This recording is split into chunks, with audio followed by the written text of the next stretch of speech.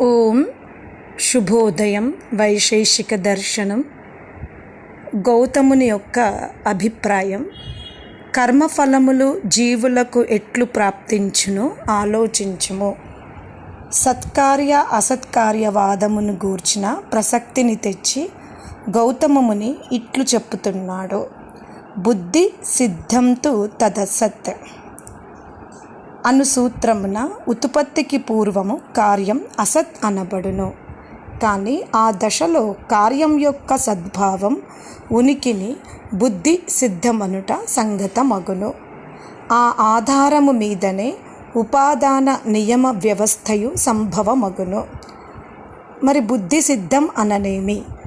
వస్తువు ఉత్పన్నమగుటకు పూర్వం అసత్తుగా ఉండును, ఉపలబ్ధము కాదు. ఉత్పన్నమైన పిదప సద్భావమునకు వచ్చి ఉపలబ్ధమగును. కాలాంతరమున ఆ వస్తువు విరోధి కారణముల వలన నశించి మరల అనుపలబ్ధ స్థితిని పొందును. లోకసిద్ధమైన వస్తువు యొక్క ఉత్పత్తి వినాశములు కార్యవస్తువు పుట్టుటకు ముందు అసద్రూపమును నుండుననుటను తెలుపుము. వస్తువు ఉత్పత్తికి పూర్వము కూడా ఉండుననుటచే సద్రూపమున ఉన్నదనుటచే అది నిత్యమని చెప్పవలసి వచ్చును. వస్తువు స్థితిని బాగుగా గుర్తించినచో ఈ విషయమును ఇంతగా వివరింపవలసిన ఆవశ్యకము ఏమీయూ కనిపింపరాదు.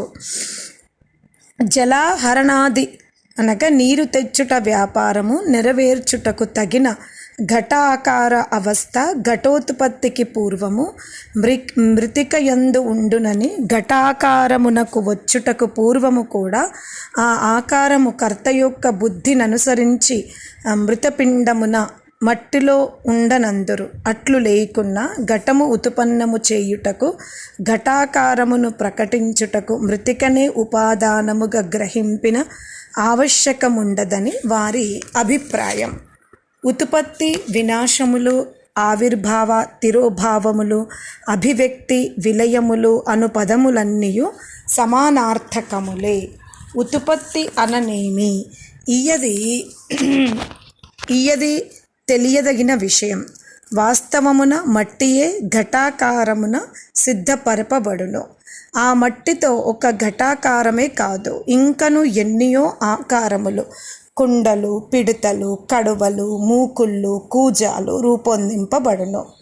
మట్టి ముద్దలో ఈ ఆకారములన్నీయు ఉన్నవి. కర్త కేవలము తన బుద్ధి చమత్కారముతోనే వీనిని కలిగించిననుట సరికాదు.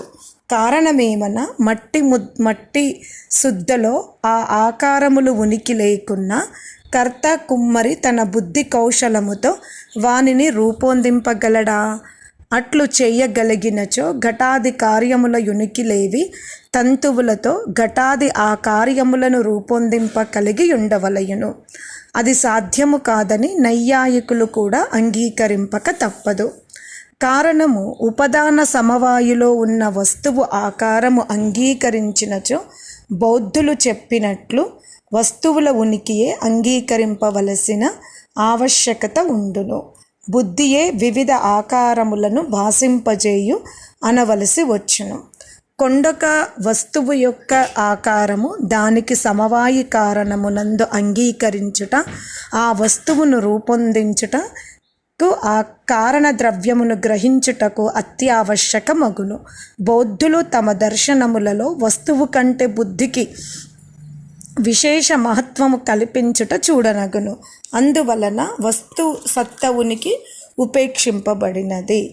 ఇక ఈ వైశేషిక దర్శనములో ఉన్న విషయములు: త్రివిధ దుఃఖములు, ధర్మమునకు ప్రమాణము, తత్వజ్ఞానము వలననే మోక్షము, అభావ పదార్థము, శాస్త్ర ప్రవృత్తి, ద్రవ్యములు, గుణములు, కర్మము, ద్రవ్య లక్షణములు, లక్షణ దోషములు, గుణ లక్షణము, కర్మ లక్షణము, కార్యకారణముల స్వరూపము, జాతి నిరూపణము, జాతి బాధకములు, పృథివీ లక్షణము, జల లక్షణము, అగ్ని లక్షణము, వాయు లక్షణము, ఆకాశ లక్షణము, వేదములీశ్వరీయములు, శబ్ద గుణకమాకాశము, పృథివ్యాది లక్షణ పరీక్ష, సంశయము, శబ్ద లక్షణము, ఇంద్రియార్థములు, వ్యాప్తి ఆత్మసచ్చిత్ స్వరూపము, మనః పరీక్షణము, ఆత్మ పరీక్షణము, ప్రకృతి నిరూపణము, కారణమునకు కార్యము లింగము, సృష్టిక్రమము, విషయ నిరూపణము, శరీరాది కార్యములు, కర్మ పరీక్ష, యోగమననేమి, మోక్ష నిరూపణము, అంధకారము లేక తమస్సు, వేదమే ఈశ్వరోక్తము, మాంసభక్షణ నిషేధము, వైదిక కర్మ పరీక్ష, గుణ పరీక్ష, అణు మహత్వాది విచారణ, శబ్దార్థ సంబంధము, అసత్కార్యము, అలౌకిక ప్రత్యక్షము, అనుమతి నిరూపణము, శాబ్ద జ్ఞానము, స్మృతి పరీక్ష, అవిద్య పరీక్ష, విద్యా పరీక్ష, సుఖ దుఃఖ పరీక్ష, కారణ పరీక్ష. ఇవి వైశేషికంలో ఉన్నటువంటి విశేషణాలు. ఇప్పుడిక వైశేషిక దర్శనము ప్రథమాధ్యాయము ప్రథమాహ్నికము. పురుషార్థములు 4: ధర్మము, అర్థము, కామము, మోక్షము. అందు మోక్షమునకు అసాధారణ కారణము, ముఖ్య కారణము తత్వజ్ఞానము, పదార్థ జ్ఞానము. తత్వములనగా పృథివీ మొదలు పరమేశ్వరుని వరకు గల పదార్థములను, వానికి సంబంధించిన యథార్థ జ్ఞానము. అదియే ముఖ్య ప్రయోజనముగా గలదు ఈ శాస్త్రం, అనగా వైశేషిక దర్శనం. దర్శనము ఆరంభించుచు కనాద మహర్షి తత్వజ్ఞానమునకు కారణమగు ధర్మమును, ధర్మమనగా పదార్థములలో ఉండు గుణ విశేషము, వేదముచే బోధింపబడిన కర్మములు ధర్మమనబడును. అందుకనే చోదన లక్షణార్థో ధర్మ. చోదన అనగా వేద విధి, వేదాజ్ఞయే లక్షణముగా గల కర్మధర్మము, అర్థ విషయము నిరూపింపదలిచి ప్రతిజ్ఞ చేయుచున్నాడు. అథాతో ధర్మం వ్యాఖ్యాస్యామః. శిష్యులు తెలుసుకొన గోరిన పిమ్మట అథః మోక్షమునకు కోరుచు దానికి సాధనమైన జ్ఞానమును అభిలషించి శిష్యులు సమీపించుట వలన ధర్మమును లక్షణ ప్రమాణములతో నిరూపిస్తున్నాడు. సంస్కృత సాహిత్యములో అర్థశబ్దము అనంతర్యము తరువాత మంగళము మున్నగు అర్థములలో ప్రయోగింపబడుచుండును. అథ ఇతి మంగళానంతర సముచ్చయేషు. ప్రస్తుతము ఇట అథ శబ్దము తరువాత అనగా శిష్యులు తెలుసుకొన కోరిన పిమ్మట అను అర్థమును మనం తెలుసుకోవాలి. మోక్షమనగా ఆత్మదర్శనం. దానికి వేదాధ్యయనము వలన కానీ, అంటే ఆత్మదర్శనం ఎలా జరుగుతుంది అంటే వేదాధ్యయనము ద్వారా, ఆచార్యుల ఉపదేశము ద్వారా ఆత్మ గురించి శ్రవణము చేసినప్పుడు ఆ వినిన విషయమును హేతుబద్ధముగా విచారించుట అనగా మననము చేయడము వలన, మననము చేసింది నిధిధ్యాసనము గ్రహించుట వలన, అనగా నిధిధ్యాసనము అనగా ధ్యానము అనగా ముందు శ్రవణము, మననము, నిధిధ్యాసము, తర్వాత సాక్షాత్కారము. ఆ ఆత్మ సాక్షాత్కారమే మోక్షము. శ్రవణ మననాదులు ముఖ్య సాధనములు. అట్టి శ్రవణాదులలో సమర్థులను, అసూయాది దోషములు లేని వారును, శ్రద్ధావంతులను, సేవా శుశ్రూష పరాయణులను అగు శిష్యులు కనాద మహర్షిని సమీపించి మోక్ష సాధనమును తెలుసుకొన గోరిరి. ఎవరికి ఆత్మదర్శనం అర్థమవుతుందంటే సేవా ప్రవృత్తి ఉండాలి, అసూయాది దోషములు లేకుండా ఉండాలి, శ్రద్ధ ఉండాలి, శ్రవణ మననాదులను చేయుటలో సమర్థులుగా ఉండాలి. అనంతరము ఆచార్యులు కనాద మహర్షి ధర్మ పదార్థ నిరూపణమును చేయసాగిరి. కావున సూత్రమున గల అథ పదము అనంతర్యార్యమును బోధించునని భావము. పదార్థమును నిరూపించుటకు లక్షణ ప్రమాణములు ఆవశ్యకములు. కేవలము ప్రతిజ్ఞా మాత్రమున పదార్థమును నిర్దేశించుట వలన, అనగా ఒకానొక పదార్థము యొక్క పేరు చెప్పిన మాత్రమున ఆ పదార్థము యొక్క ఉనికి సిద్ధము కాదు, నిరూపింపబడదు. కావుననే తత్వవిధులు లక్షణ ప్రమాణాభ్యాం వస్తు సిద్ధి నతు ప్రతిజ్ఞ మాత్రైన అని చెప్పుతారు. అనగా లక్షణము ప్రమాణము అను రెండింటి వలన వస్తువు సిద్ధించును, కానీ పేరు చెప్పిన మాత్రము చేత సిద్ధింపదు. కాబట్టి పై సూత్రమున నిర్దేశించిన ధర్మ పదార్థమునకు లక్షణమును మహర్షి చెప్పబోతున్నాడు. ధర్మం అంటే ఏమిటి? యతో అభ్యుదయ నిశ్రేయస సిద్ధి స ధర్మ. అభ్యుదయము నిశ్రేయసము అను ఈ రెంటి యొక్క ప్రాప్తి దేని వలన కలుగుతుందో అదియే ధర్మము.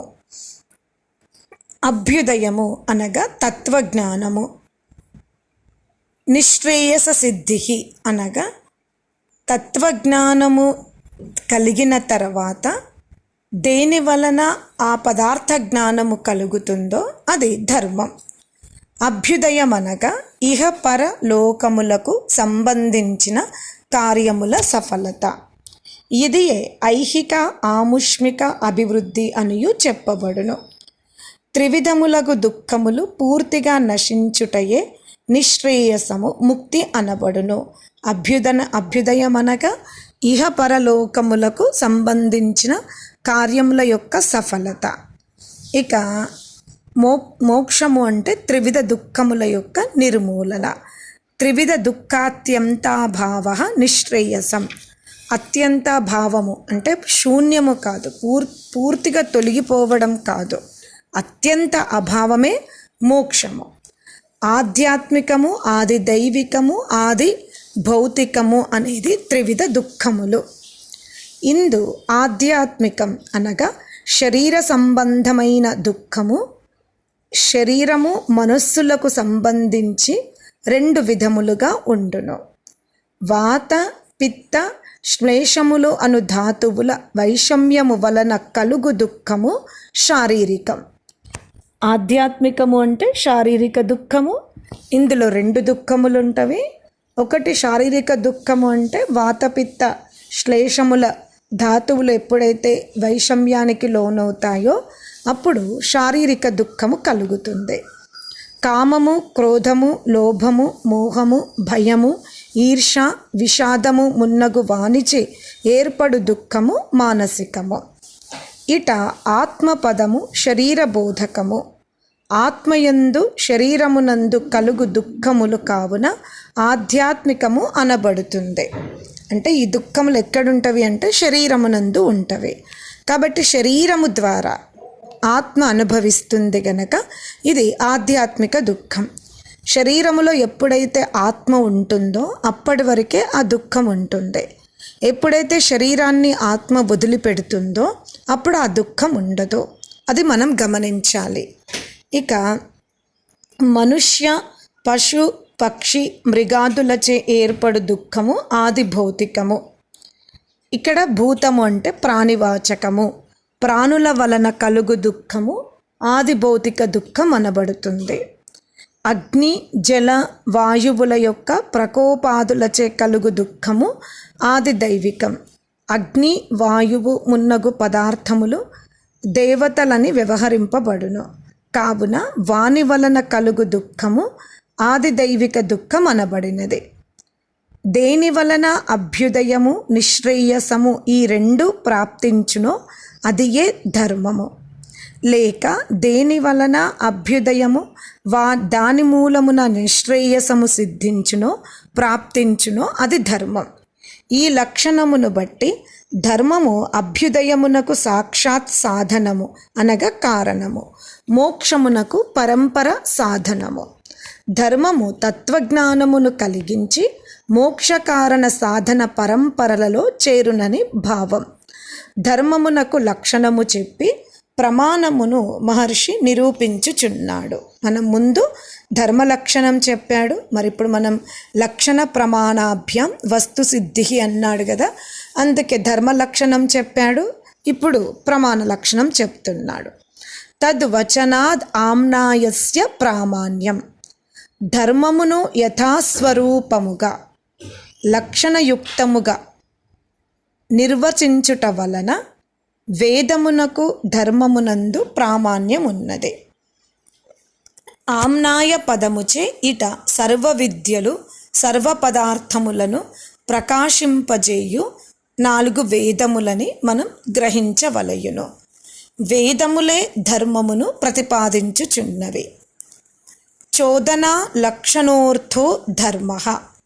వేద విహిత పదార్థమే ధర్మమని దీని భావం. మనుధర్మ శాస్త్రమున కూడా ధర్మ జిజ్ఞాసమానానాం ప్రమాణం పరమం శృతి. అనగా ధర్మమును తెలుసుకునే వారికి వేదమే ప్రమాణం. వేదోదితం స్వకం కర్మ నిత్యం కుర్యాత్ అతంత్రితః తద్ది కుర్వన్ యథాశక్త్యా ప్రాప్నోతి పరమాం గతిం. మోక్షమును కోరువారు ధర్మమును ఎరుగగోరువారికి వేదమే పరమ ప్రమాణం. అందువలన యథాశక్తి వేదములను ఉపదేశింపబడిన అంటే వేదములందు ఏ కర్మలు ఉపదేశింపబడినవో ఆ కర్మలనే మనం చెయ్యవలయును. వాటి విరుద్ధంగా కర్మలు చెయ్యకూడదు. అనగా మోక్షగామి వేదమునే ప్రమాణముగా తీసుకొనవలయును అని ఈ విధముగా 2 సూత్రాల ద్వారా మనం ధర్మములో ఉన్నతి సాధించాలి అంటే పదార్థాల వివేకము తెలుసుకోవాలి. ఆ తర్వాత వేదములో చెప్పినట్టుగానే సోమరితనాన్ని వదిలిపెట్టి సంశయ భావాన్ని వదిలిపెట్టి అశ్రద్ధతో కాకుండా శ్రద్ధతో వేద విహిత కర్మలు చేసినప్పుడే మనం ఉన్నతిని సాధిస్తామని ఈరోజు మనం తెలుసుకున్నాం. ఓం.